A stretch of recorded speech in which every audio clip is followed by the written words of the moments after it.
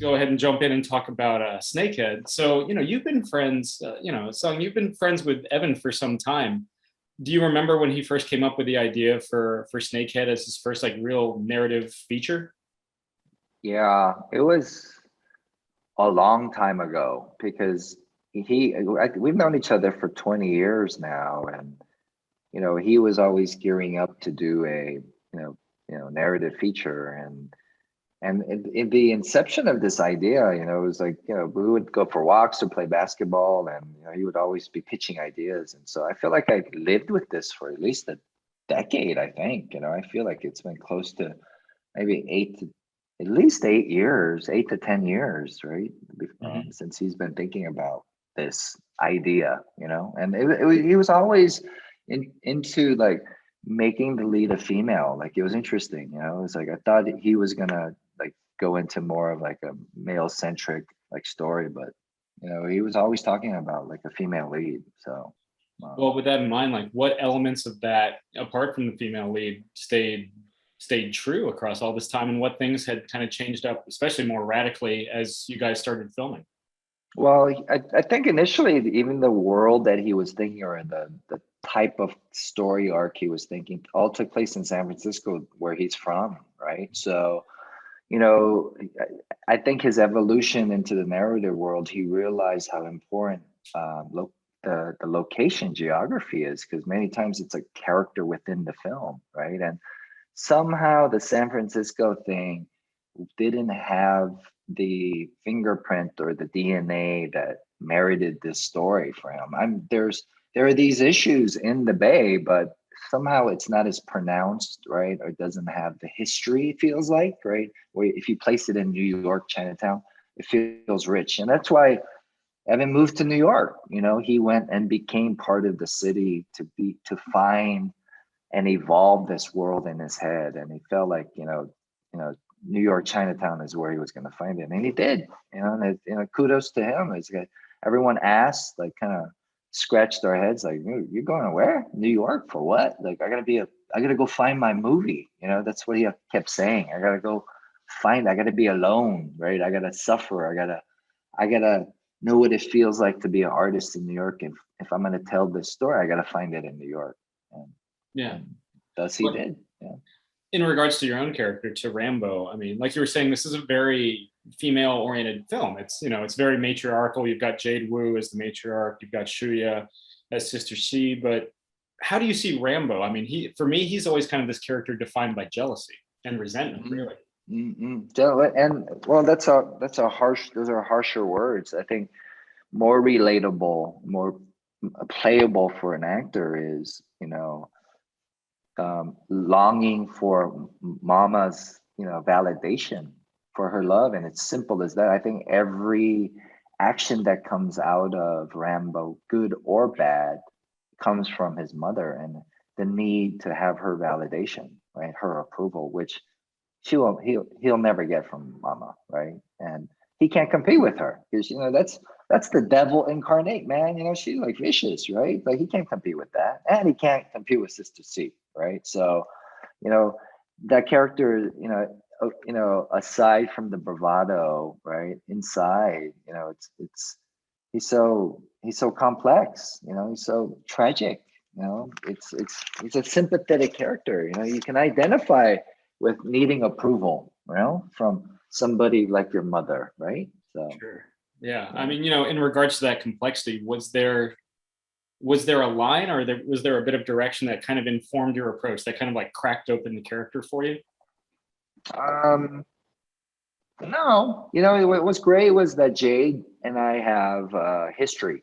We did a movie, Motel, years ago, and there's a level, there's a cadence that Jade walks in the room with, right? And it's, people perk up a little bit, and you want her approval. You want her validation in terms of the work as a, actor, right? Because she's a veteran in the game, right? So many times, you know art imitates life, right? So like, just being around her, you do want her approval, so it's easy to kind of tap into that, and yeah.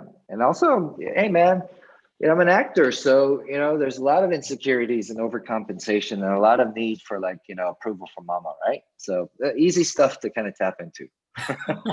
Well, what about Shuya? What about kind of developing this? I want to say unspoken competition, but there are moments in the movie where it's straight up a spoken competition between your two characters. Like, how is it kind of developing that combative dynamic as scene partners? Well, she's great because she has her conviction to the craft of acting. You can tell on screen, like it's grounded, man.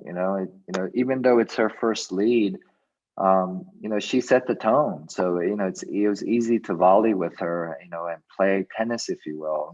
What you give, she gives back, and she's willing to take risks. And there's conviction and there's purpose behind her choices. So it's and many times it's easy to fall into the trap of playing tough and playing this one-dimensional tough guy or girl, right? But it was for her. You can always look in her eyes, and it's grounded in something deeper and more tragic.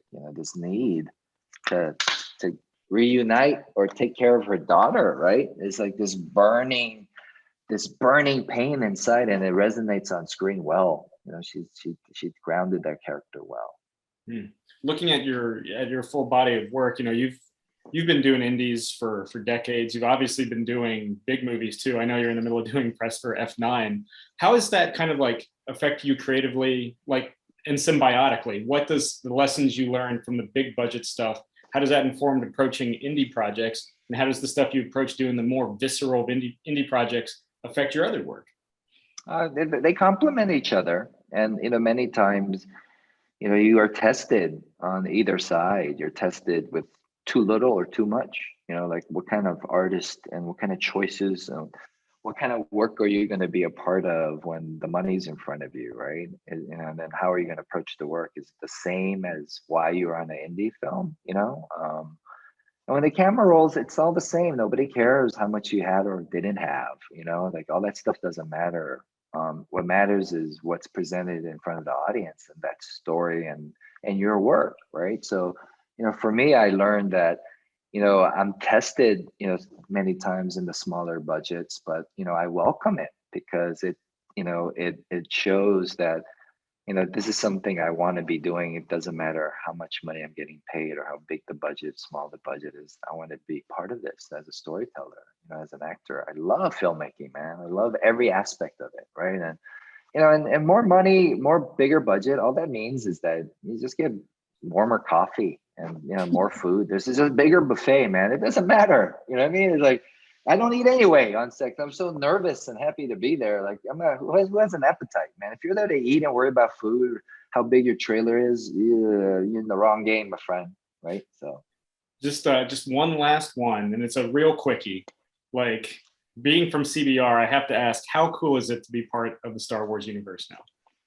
let me tell you, I wish I could tell you so much more about like what's going on and what I'm doing and stuff, but I can't because I'm gonna get in a lot of trouble. But I will tell you, as a fan of Star Wars and growing up as a kid, dressing up in the Halloween costumes, even after school, man, even when it's not Halloween and playing pretend with my friends, it's amazing.